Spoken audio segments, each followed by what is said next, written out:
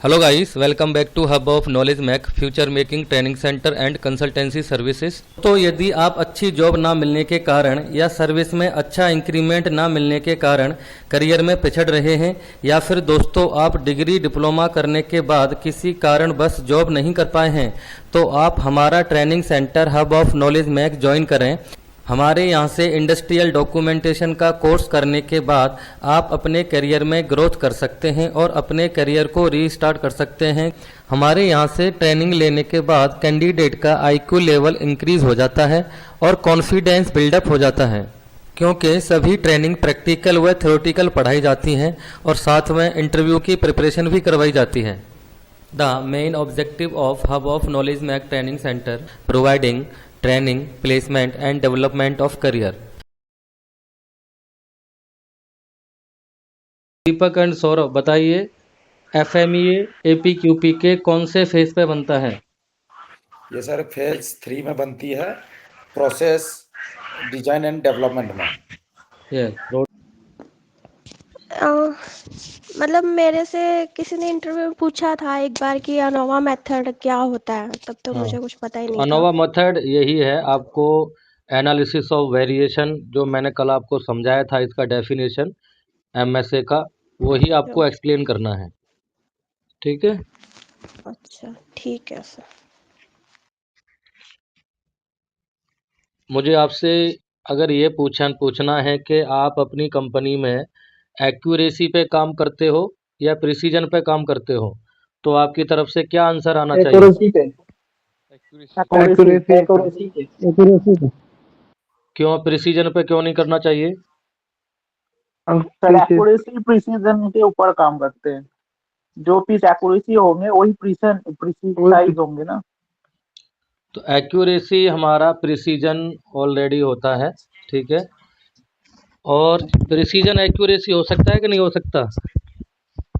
नहीं हो सकता। हो सकता है, नहीं हो सकता, मगर ये हो क्या सकता नहीं है, है, नहीं भी कंफर्म हो नहीं है। सकता। ठीक है, प्रिसीजन में बी एक्यूरेट और नॉट, मगर accuracy always precision. Okay, okay.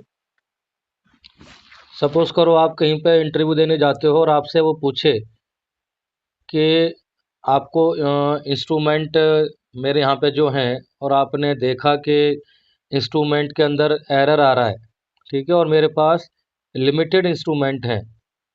अगर मैं उनको कैलिब्रेशन के लिए भेज देता हूँ, तो मेरे पास एक्स्ट्रा इंस्ट्रूमेंट नहीं है, मेजरिंग इक्विपमेंट, जिससे आप मेरे पार्ट को क्वालिटी चेक करके कस्टमर को दे सको।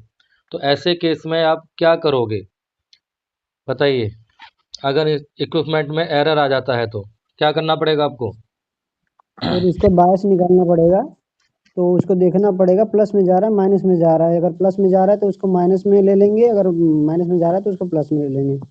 वेरी गुड, हरिकांत का तो कंसेप्ट क्लियर हो गया। गुड।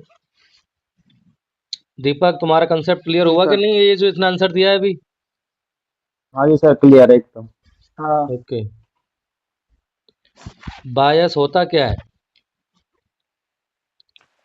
Error sir. डिफाइन करो। जी sir.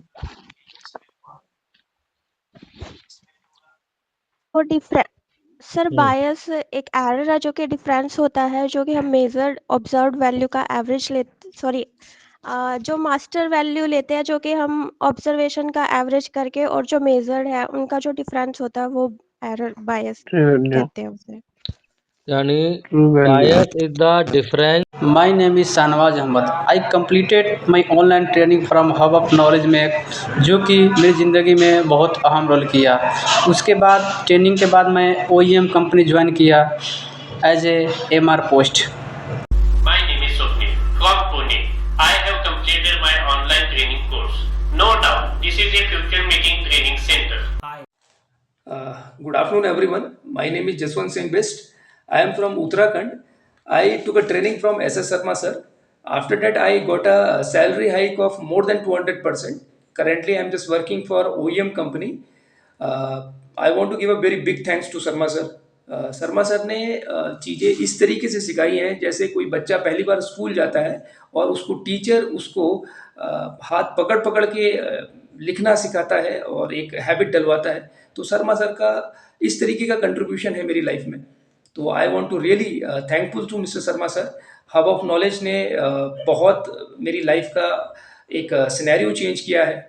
Thank you, such a great work done by SS Sharma sir. Thank you from the bottom of my heart.